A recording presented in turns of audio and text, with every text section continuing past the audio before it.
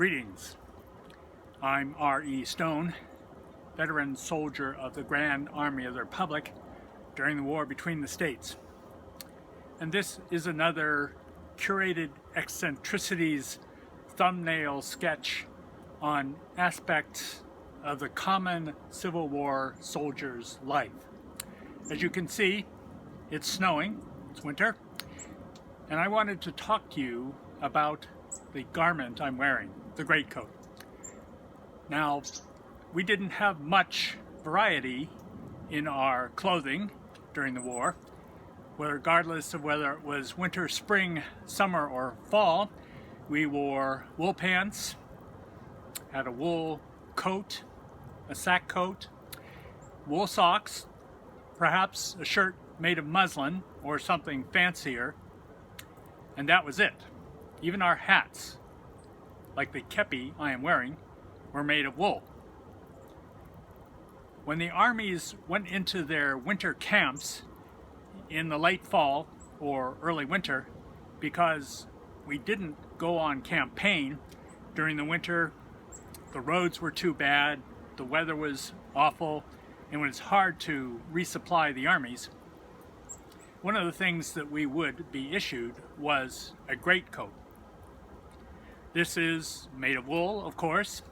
It's heavier than our uniform coats and does a pretty good job of keeping us warm when we're on picket duty or doing other things that we're supposed to do around camp. But the greatcoat has other functions. It's been around apparently since early in this 19th century, used in European armies, and like so many things in our army in the United States of America, it inspired the development of greatcoats for American soldiers, just as the hat I'm wearing, the kepi, came from a French design.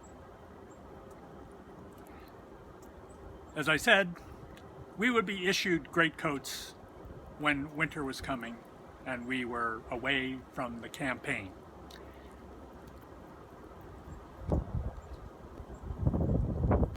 We had various uses for the greatcoat. Besides just keeping us warm when we went outside, it also offered protection when there was snow or sleet or cold rain and the weather was inclement. It has a cape which the soldier can drape over his head, thereby receiving extra protection from the elements. Of course, another thing the greatcoat could be used for was a blanket.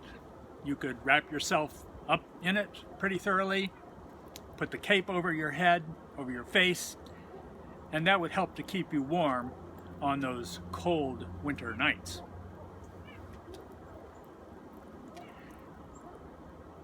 When the weather turned fine again, and the armies of both sides went back into the field to fight each other,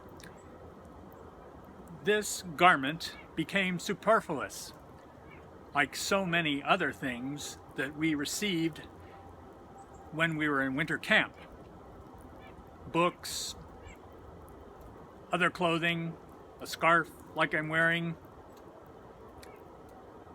were of no use to us when the summer in Virginia became hot and humid. When the armies left their camps, the soldiers would simply discard the items they no longer needed. As they marched away, both sides of the road they traversed would end up being covered with things like those aforementioned things so lovingly sent from home, and things like the greatcoat. The Army was not going to store your greatcoat for you during the summer months and give it back to you the next winter. It would issue you another greatcoat. Now, the Confederates were not so fortunate in that regard. As a matter of fact, I remember hearing during the Battle of Fredericksburg in December of 1862, when the Union forces made a series of valiant but doomed frontal charges against a strong Confederate position, that the rebels, seeing the onrushing Yankees, would call out to them, "Hurry up and get here! I want to get that coat of yours!" as they were shooting down my compatriots. When we were getting rid of the Greatcoats in the early spring, we didn't want the enemy, whether soldiers or civilians, to be able to recover them and make use of them themselves. What we would do is, before we actually threw them away, we would take a knife or our bayonets and we would cut them, hopefully into shreds, so that nothing that would be useful would be left for the Confederates, whether soldiers or civilians.